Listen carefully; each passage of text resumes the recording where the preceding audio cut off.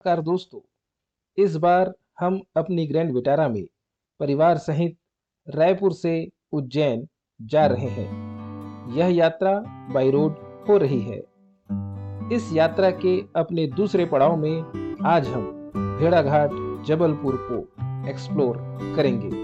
आज का हमारा रात्रि विश्राम भी भेड़ाघाट में ही होने जा रहा है। घर से निकलते ही सबसे पहले अपनी गाड़ी में आवश्यक पेट्रोल जरूर भरा लेना चाहिए। साथ ही वाहन के टायरों में एयर प्रेशर भी चेक करना जरूरी है। हमने ये दोनों महत्वपूर्ण कार्य पूरा कर अपनी यात्रा शुरू की। रायपुर के टाटीबंध चौराहे को पार कर इस यात्रा का पहला टोल प्लाजा कुम्हारी के पास पड़ा। 25 रुपए का शुल्क जमा कर हम इस टोल प्लाजा से आगे बढ़े।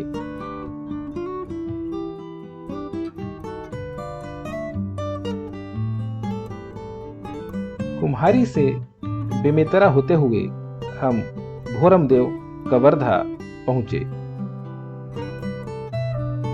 यह हमारा पहला पड़ाव था, जिसका अलग वीडियो भोरमदेव मंदिर के नाम से मैंने बनाया हुआ है। उसका लिंक कमेंट सेक्शन में शेयर किया गया है। समय मिले तो उसे भी जरूर देखें। भोरमदेव मंदिर के दर्शन कर हम मंदिर से लगे हुए भोरमदेव अभयारण्य वाले मार्ग से प्रसिद्ध चिल्फी घाटी होते हुए जबलपुर की ओर आगे बढ़े। रायपुर से भेड़ाघाट की कुल दूरी इस रास्ते से लगभग 356 किलोमीटर पड़ती है। रास्ते में कुल 3 टोल प्लाजा कुम्हारी, पंडुटला, सलीवाड़ा के पास मिलता है। तीनों को मिलाकर हमें लगभग 150 रुपए टैक्स देना पड़ता है। प्रसिद्ध कान्हा किसली राष्ट्रीय उद्यान जाने के लिए भी इसी रास्ते में जाना पड़ता है और यहीं से कान्हा किसली का प्रवेश द्वार, सरही गेट तथा मुक्की गेट जाने का भी मार्ग मिलता है।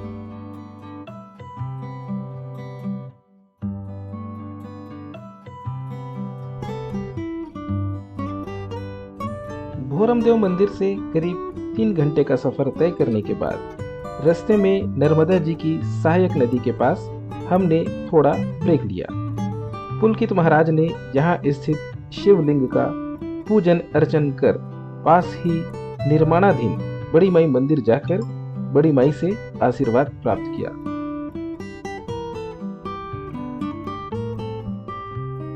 जय बड़ी माई। रास्ते में कई जगह पे पहाड़ों को काट करके भी रास्ता बनाया गया है, जिसके कारण सड़क काफी सरल हो गई है। अनावश्यक मोड़ रास्ते पे बहुत कम है। मंदिर से लगभग 1 घंटे के सफर के बाद हमने दोपहर का भोजन मुख्य मार्ग स्थित ला बेले गार्डन रेस्टोरेंट में किया। सर्व सुविधा युक्त इस रेस्टोरेंट में ऑर्डर बड़ी तेजी से सर्व किया गया। यहाँ के स्वादिष्ट भोजन का आनंद लेने के बाद हमारा सफर फिर शुरू हुआ। करीब 1.5 घंटे के सफर के बाद दोपहर 3:30 बजे अब हम भेड़ाघाट पहुंच चुके हैं। भेड़ाघाट शहर में एंट्री स्थल पर ही नगर परिषद द्वारा पार्किंग शुल्क के रूप में 50 रुपए लेकर बताया गया कि शहर में अब आप अपनी गाड़ी कहीं भी पार्क कर सकते हैं। हालांकि इसकी रसीद हमें नहीं दी गई। भेड़ाघाट के मुख्य पार्किंग स्थल पर कुछ लोग अपने को गाइड के रूप में प्रस्तुत करते हैं और आपकी गाड़ी में ही बैठकर पूरा भेड़ाघाट 3 घंटे में घुमाने के लिए शुल्क 350 बताते हैं। हमने कोई गाइड नहीं लिया। यहीं स्थानीय व्यापारियों ने बताया कि इस समय सबसे पहले हमें नौका विहार करना चाहिए, उसके बाद धुआंधार जलप्रपात की ओर जाना चाहिए। तो हम चल पड़े भेड़ाघाट के पंचवटी नौका विहार क्षेत्र की ओर, जिसकी दूरी यहाँ से करीब 2 किलोमीटर थी। इस स्थान में एक प्राइवेट कार पार्किंग स्थल में 20 रुपए का शुल्क देकर हमने यहाँ गाड़ी रखी। जैसे ही घुमावदार सीढ़ियों से नीचे उतरते हैं, बेहतरीन संगमरमर की मूर्तियां और खूबसूरत कलाकृतियां बेचने वाली दुकानें आपका स्वागत करती है।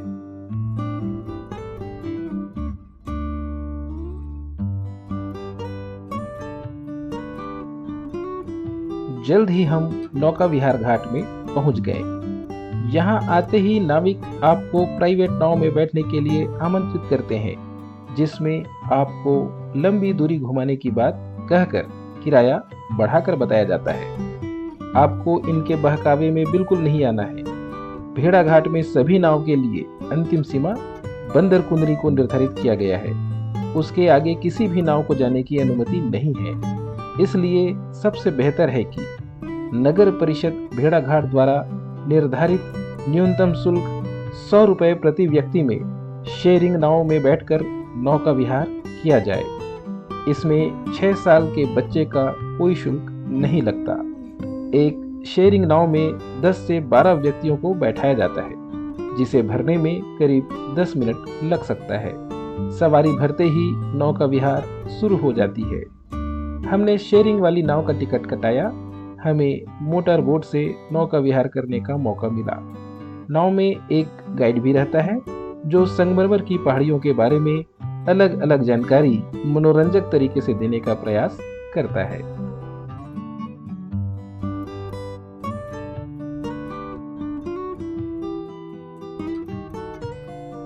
भेड़ा घाट में सुंदर नर्मदा नदी से सटी संगमरमर के चट्टानों को देखना एक मंत्रमुग्ध कर देने वाला अनुभव है।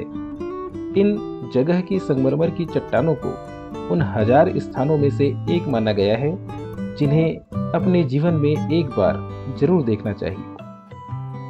ये ऊंची चट्टानें नदी के किनारे चलते समय जादुई तरीके से अपना आकार बदलने के लिए जानी जाती है। नाविक अपनी कल्पना के आधार पर एक मजाकिया वर्णन के साथ आपको खुश करता है और सबसे रचनात्मक तरीके से आसपास के क्षेत्र के बारे में बताता है।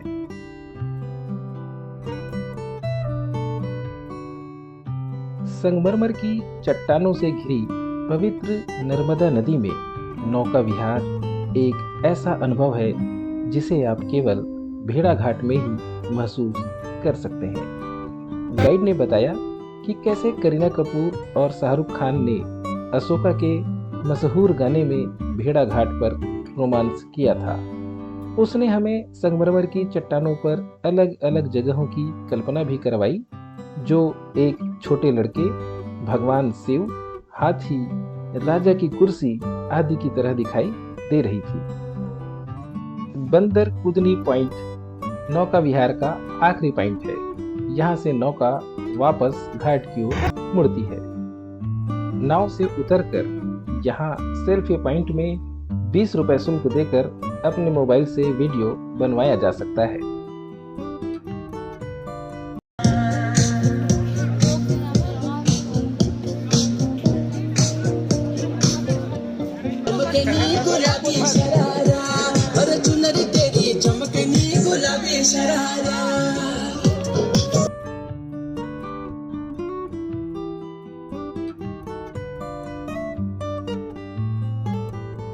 नौका विहार के बाद हम पंचवटी से भेड़ा घाट के अगले दर्शनीय स्थल धुआंधार जलप्रपात की ओर बढ़ चले। गाइस, अभी हम लोग निकल गए हैं भेड़ा घाट के लिए और अभी हम लोग धुआंधार क्लीन कर रहे हैं। और आप ये देख सकते गाइस, यहाँ पे लिखा है, आप ब्लॉग में ये पढ़ लेना। तो अभी हम लोग धुआंधार की तरफ जाए और ये सूर्य यहाँ डूब रहा है गाइस। ये चलो हम लोग तो आगे की यात्रा शुरू कर रहे हैं।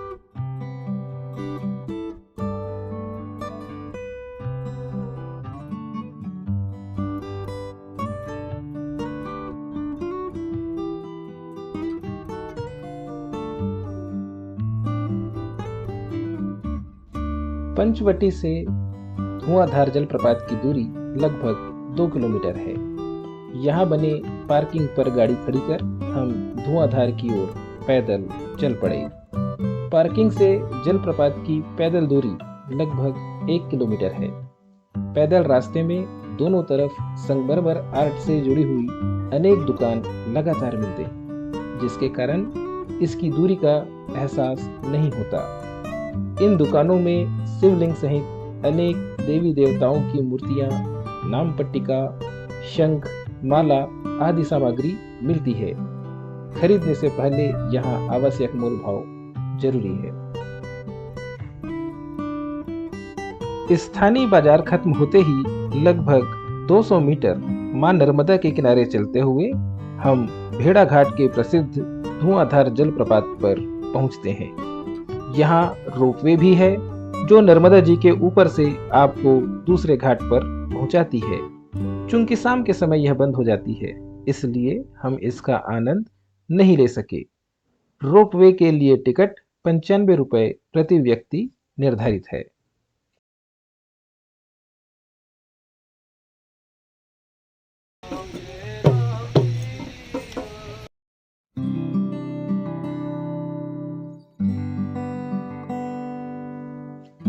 शांत नर्मदा नदी ऊंची संगमरमर की चट्टानों से होकर बहती है और थोड़ी ही दूरी पर प्रकृति का अद्भुत नजारा दिखाई देता है, धुआंधार जलप्रपात।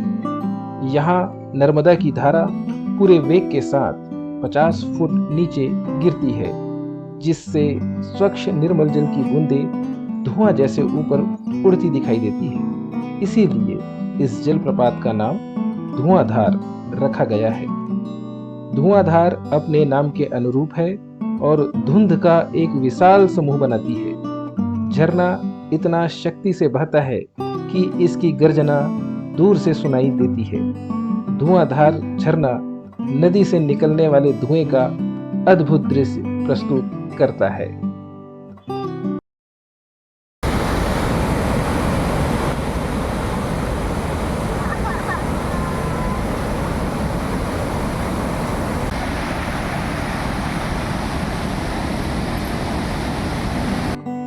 भेड़ा घाट में चाहे आप नौका विहार कर रहे हो या धुआंधार जलप्रपात में हो, आपको हर दृश्य कैमरे में उतारने का मन करता है, लेकिन पूरे प्रयास के बाद भी आप कैमरे से वो कैद नहीं कर पाते जो आप यहाँ देखकर महसूस करते हैं। हमने भी इस अंतहीन श्रृंखला में बहुत से फोटो वीडियो बनाने का प्रयास किया, लेकिन फोटो और वीडियो में हम आपको वो नहीं महसूस करा पाएंगे जो हमने यहाँ पे आकर महसूस किया।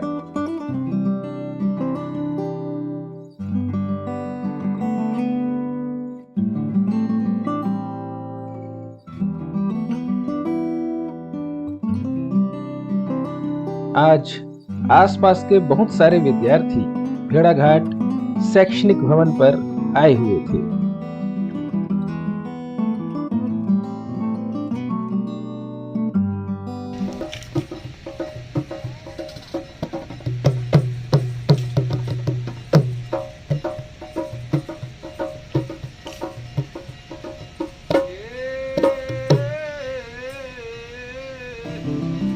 धुआंधार से लौटते हुए पुलकित महाराज ने स्थानीय मान्यता के अनुसार पत्थर जोड़ने का काम भी किया। वापसी में स्थानीय बाजार से हम लोगों ने कुछ खरीदारी भी की। वैसे यहाँ ऐसी कई दुकानें हैं जहाँ आपको संगमरमर के हस्तशिल्प और धार्मिक चिन्ह खरीदने को मिलेंगे। भेड़ाघाट में हर साल कार्तिक महीने में विशाल मेला आयोजित होता है।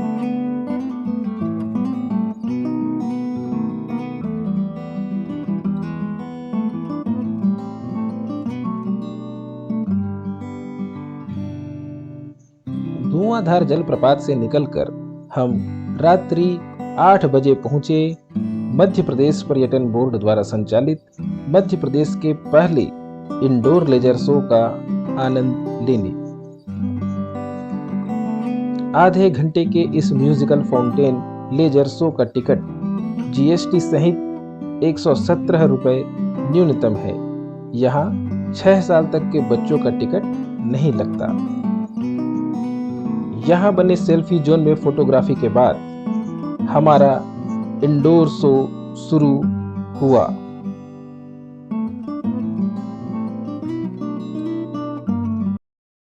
डिजिटल फॉर्म में तैयार किया गया है। इस वीडियो फिल्म में भेड़ाघाट के प्रसिद्ध मॉडल ब्लॉक सहित नर्मदा के महत्व को दर्शाया गया है। कार्यक्रम के दूसरे भाग में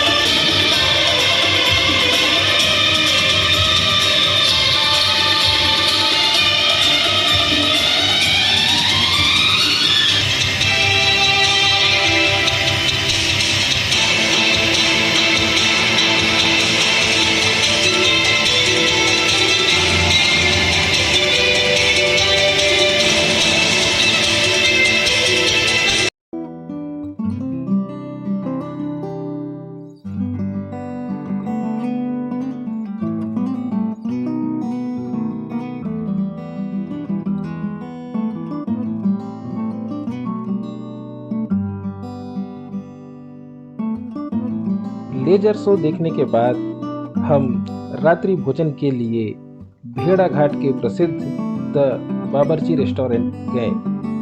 यहाँ ऑर्डर के बाद स्वादिष्ट भोजन जल्द ही प्रस्तुत किया गया। भोजन के बाद हम अब रात्रि विश्राम के लिए होटल तलाशने निकले। चूंकि हमें सुबह 64 योगिनी मंदिर के दर्शन करने थे, इसलिए हमने मंदिर के पास ही स्थित होटल रॉक पैलेस में कमरा बुक किया। यह रुकने के लिए एक अच्छा बजट होटल है। हमने 4 सदस्यों के लिए 2 कमरे लिए। होटल में सभी मूलभूत सुविधाएं मौजूद थी। एक आरामदायक बिस्तर, गीजर और एसी के साथ सर्व सुविधा युक्त कमरे बहुत ही कम कीमत में हमें इस होटल में मिले।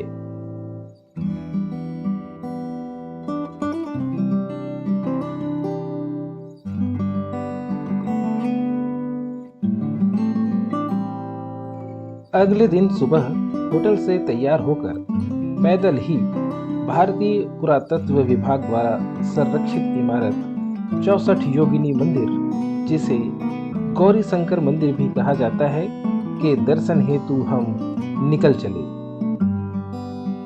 धुआंधार से थोड़ी ही दूरी पर 64 योगिनी मंदिर है। यह मंदिर हिंदू पौराणिक कथाओं में ब्रह्मांड की जननी मानी जाने वाली देवी दुर्गा को समर्पित है। मंदिर के ऊपर चढ़ने के लिए कुल 108 सीढ़ियों को पार करना पड़ता है। यहाँ पर 10वीं शताब्दी के कलचुरी वंश की पत्थरों से तराशी गई मूर्तियां हैं। अब हालांकि ज्यादातर मूर्तियां टूट गई हैं। माना जाता है कि यह प्राचीन मंदिर भूमिगत मार्ग से गोंड रानी दुर्गावती के महल से जाकर मिलता है।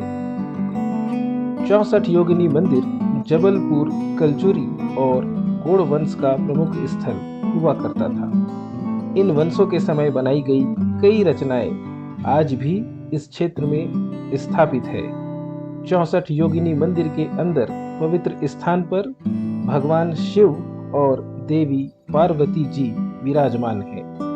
बताया जाता है कि इस मंदिर में आज भी 64 योगिनियां पहरा देती हैं। इस मंदिर में नवरात्रि के दौरान भक्तों की अच्छी खासी भीड़ उमड़ती है।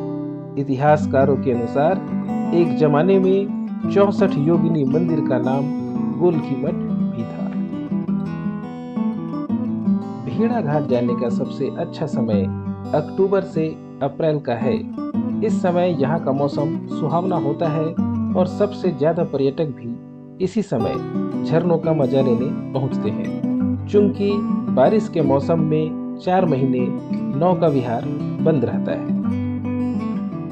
दोस्तों, भेड़ा घाट के 3 प्रमुख आकर्षण संगमरमर की चट्टानें, धुआंधार जलप्रपात और 64 योगिनी मंदिर, इन तीनों स्थानों का आनंद लेने के बाद हमारी भेड़ा घाट यात्रा यहीं समाप्त होती है। जय मां नर्मदे, हर हर नर्मदे।